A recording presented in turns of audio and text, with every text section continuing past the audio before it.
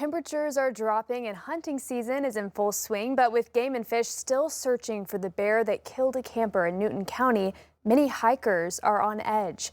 This week, the agency confirmed the bear they initially killed didn't match the DNA of the one responsible for the attack. 5 News reporter Lauren Spencer shows us how that uncertainty is driving up demand for bear protection gear. 2 deadly bear attacks in just weeks. So this one's actually got like a 30-foot spray. It's why this shelf at Pack Rat Outdoors in Fayetteville is seeing more foot traffic. We've actually had about 3 times the amount of people coming in looking specifically for bear spray and bear resistant products. Hikers, campers, even hunters are all now trying to get some extra protection against an unusual trend. It's a relatively new thing for us. At least this type of behavior from bears. Now, bear spray bells and odor-blocking pouches are flying off the shelves. This is a great deterrent, something to just have as a, fail-safe. This comes as Game and Fish confirms the bear they initially killed in Newton County did not match the DNA of the bear that killed camper Max Thomas. The search is still active at Sam's Throne. We've got game cameras out there that are attached to satellite communications to get the pictures to our biologists as quickly as possible. Experts say one of the biggest factors isn't the bear themselves, it's what gets left out. A lot of that is going to come from leaving smellables at your campsite or cooking in really close proximity to your tent. And the store says that many customers aren't panicking, they're just realizing preparedness matters. The more you know about where you're going and what you're going to be doing, the better prepared you're going to be. And it may spark questions about what type of gear do I need to buy to stay safe. But if they're still acting aggressive towards you, this might be a good option. Covering news where you live, Lauren Spencer, 5 News. Game and Fish says the bear involved in the first deadly attack in Franklin County was malnourished and showed neurological abnormalities. That's why they want to find the bear in the most recent attack to test. Meanwhile, Sam's Throne area in Newton County remains closed. Well, another Siloam Springs daycare worker has been arrested, the second in less than a week. Siloam Springs police arrested 23-year-old Daisy Castro Wednesday on a charge of battery. She works at the Friendship Pediatric Services. Security video allegedly shows Castro grabbing a child by the arms and forcing them to pick up toys. That arrest comes just days after Mary Clybury, another employee there, who was charged in a separate abuse case involving 3 children. The Arkansas Department of Human Services tells us there's a pending licensing investigation of Friendship Pediatric Services. Well, new at 10 next year, the most watched election in Arkansas could very well be the race for sheriff in Lonoke County. Candidate Aaron Spencer is facing trial for second-degree murder for shooting a man accused of assaulting his 14-year-old daughter. If he's acquitted and wins the election, he would run the very agency prosecuting him right now. Catherine Rowley has more. My name is Aaron Spencer. Many of you know my story. I'm the father who acted to protect his daughter when the system failed. Almost a year after his arrest for the act he refers to, Aaron Spencer used this social media message to announce a campaign to be sheriff in Lonoke County.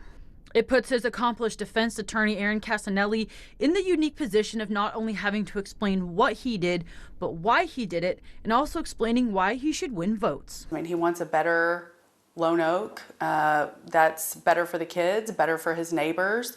He's not running for fame or fortune. It's to make his community better. The charges stem from a deadly encounter last October. Spencer reported his 14-year-old daughter missing. Days earlier, 67-year-old Michael Forster had been charged with stalking and sexually assaulting the girl. And soon after, rushing out when he found her room empty, caught up with Forster's truck with his daughter inside.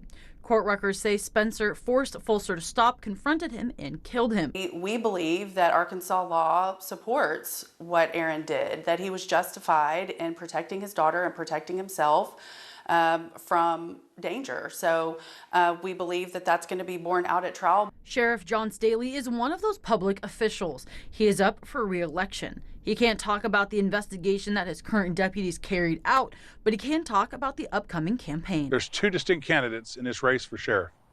My opponent, who's pending second-degree murder charges. The Lonoke County prosecuting attorney found probable cause to file second-degree murder charges. There'll be a trial in January where the actual facts will come to light. I've been your sheriff since 2013. I have 25 years law enforcement experience. We've been tough and aggressive on crime, and we will continue to do so. From holding murderers, drug dealers, sexual predators, and other criminals accountable. Spencer's trial is set for January. If he's found guilty of second-degree murder, he would be disqualified to serve as sheriff because he would be a convicted felon. Well, also new at 10 this weekend, people across Northwest Arkansas are stepping up to raise awareness about homelessness.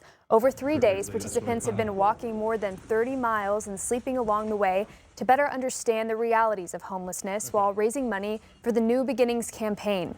Tomorrow, the community is invited to join in for the final mile, a symbolic step toward the goal of ending homelessness in Northwest Arkansas.